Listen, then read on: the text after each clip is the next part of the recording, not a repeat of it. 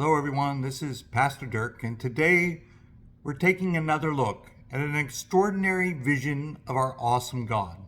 So far, we've looked at the vision that is revealed to Ezekiel. We did that on Sunday, and then yesterday we looked at a vision of God revealed to Moses. Now, to continue that theme of extraordinary visions, we're going to look today at a vision given to the prophet Elijah. Elijah was truly a powerful servant of God. God did many amazing miracles through him, including raising someone from the dead.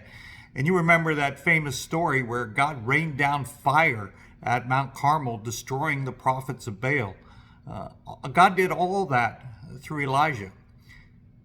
But right after that extraordinary event, Queen Jezebel issued a decree. In fact, it was an oath that she promised she would destroy Elijah by that time tomorrow. Within 24 hours, his life would be destroyed.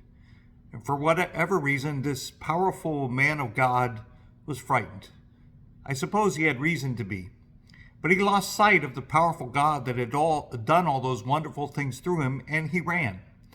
He ran first all the way south to a town called Beersheba, where God sought to encourage him. But then he ran even further, down into the desert that we know as Sinai.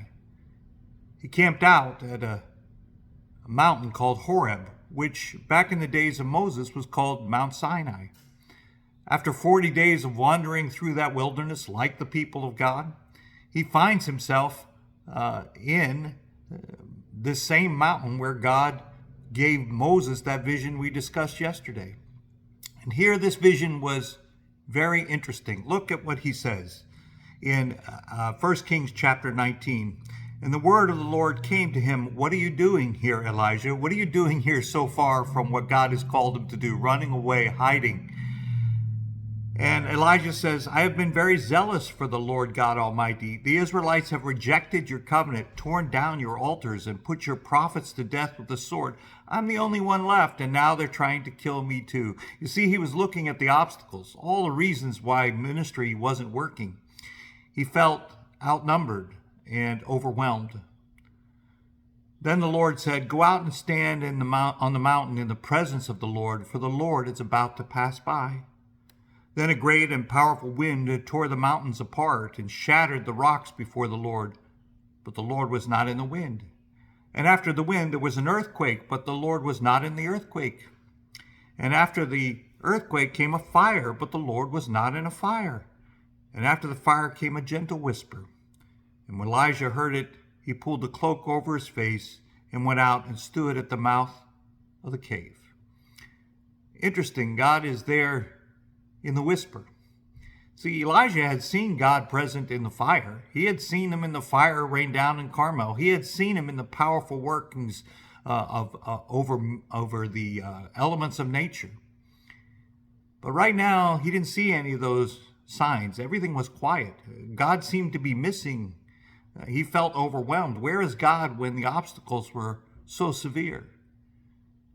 I think this vision of God is meant to say to Elijah, God is there even in the silence, even in the quiet, even when it seems like things are not going well. God is still there. Don't be discouraged in your ministry. But that takes time for us to be convinced, doesn't it?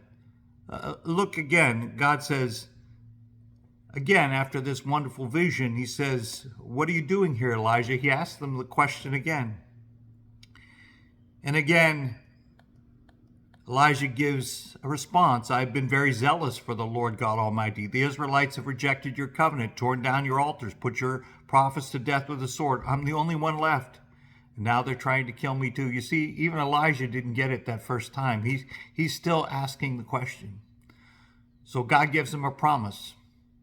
3 promises, as a matter of fact, things that he will do in the future, and he does them all.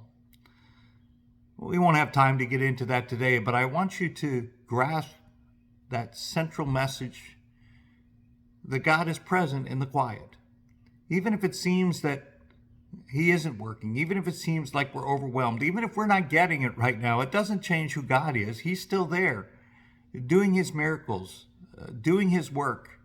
And the whole time he's telling Elijah, just watch. Just watch.